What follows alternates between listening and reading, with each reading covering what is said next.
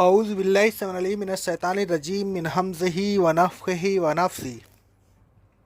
سورہ بقرہ کی آیت نمبر 158 میں اللہ رب العالمین کا ارشاد گرامی ہے، بے شک صفا اور مروہ پہاڑیاں اللہ کی نشانیوں میں سے ہیں، لہٰذا جو شخص بیت اللہ کا حج کرے یا عمرہ کرے تو اسے یہ وہم نہیں کرنا چاہیے کہ ان کا طواف کرنے سے گناہ ہوگا، نہیں بلکہ ان دونوں کا طواف کرنے سے اس پر کوئی گناہ نہیں ہوگا، یہ تو نیکی کا کام ہے، اور جو شخص بھی خلوص کے ساتھ کوئی نیک کام کرتا ہے تو اللہ اس کے خلوص کو جانتا ہے، لہٰذا اس کے نیک کام کی ناقدری نہیں کرتا، کیونکہ وہ تو قدردان ہے اور دلوں کے خلوص کا جاننے والا ہے۔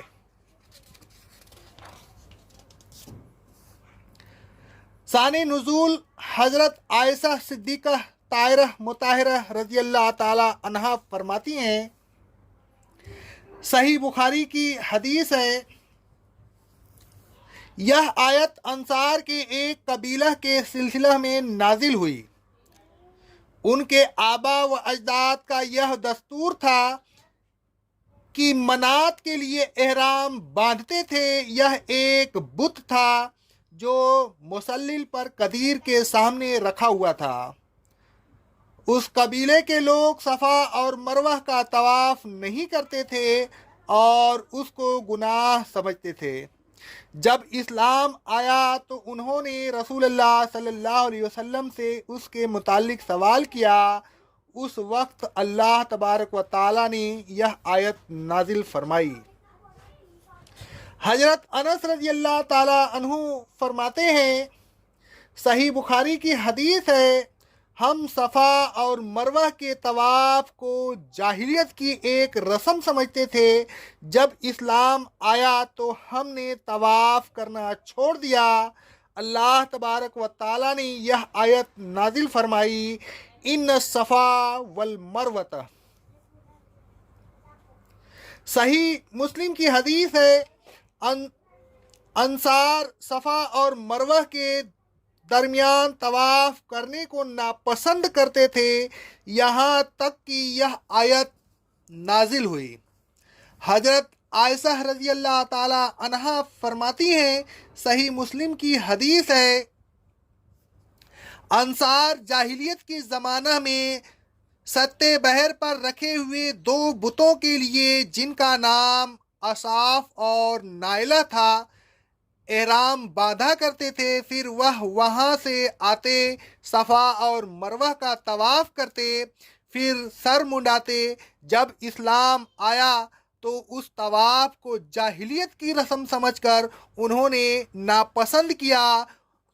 اس وقت اللہ عز و جل نے یہ آیت نازل فرمائی۔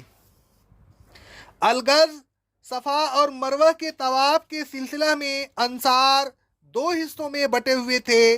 کچھ تو وہ لوگ تھے جو قدیر کے بالمقابل مسلل کے مقام پر رکھے ہوئے منات بت کے لیے احرام باندھتے تھے اور صفا اور مروہ کا طواف نہیں کرتے تھے، بلکہ اس کو گناہ سمجھتے تھے۔ ان لوگوں نے رسول اللہ صلی اللہ علیہ وسلم سے سوال کیا تو یہ آیت نازل ہوئی۔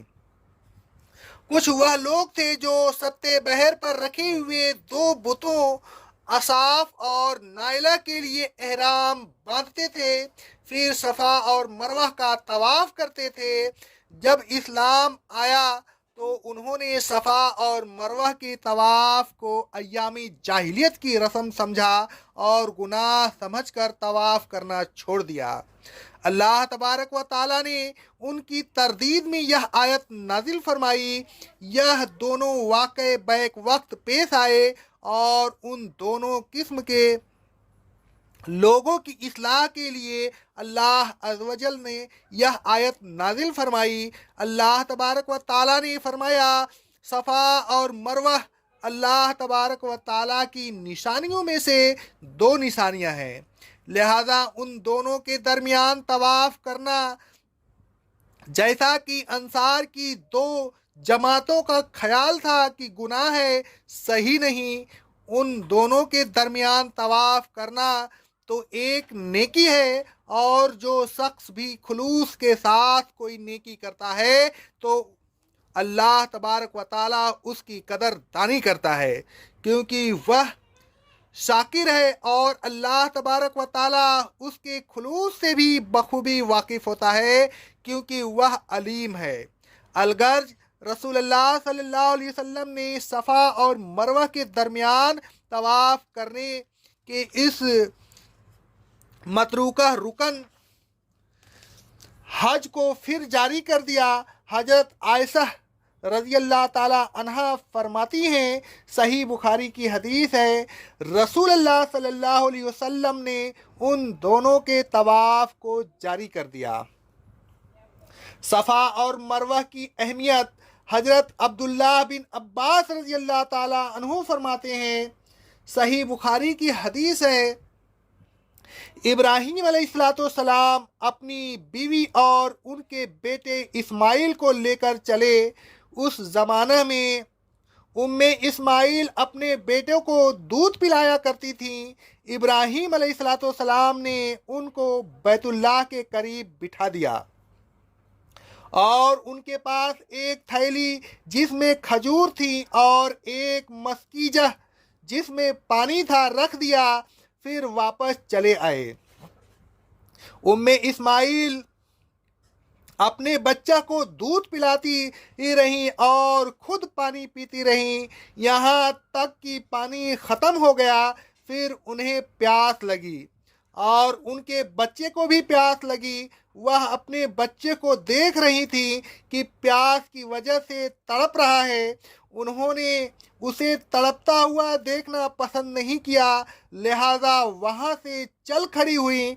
उन्होंने देखा कि उनके करीब उस जगह से सबसे ज़्यादा नज़दीक सफ़ा पहाड़ी है। वह उस पर चढ़ी और खड़ी हो गई। फिर उन्होंने वादी की तरफ मुँह किया ताकि कोई नज़र आए तो उससे पानी मांगे, लेकिन उन्होंने किसी को न देखा। फिर वह सफ़ा से उतरी, यहाँ तक कि वादी में पहुँची तो अपना दामन उठाकर इस तरह दौड़ी जिस तरह कोई मुसीबत ज़दा आदमी दौड़ता है।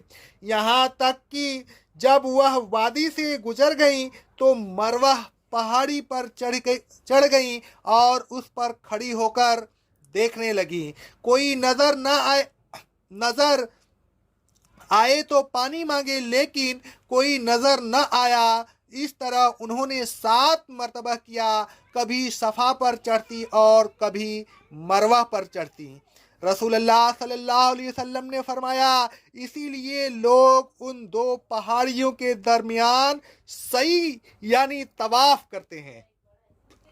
अल्लाह तबारक व ताला ने उम्मे इस्माइल की इस अदा को क़यामत तक के लिए हज व उम्रा का एक रुकन करार दे दिया।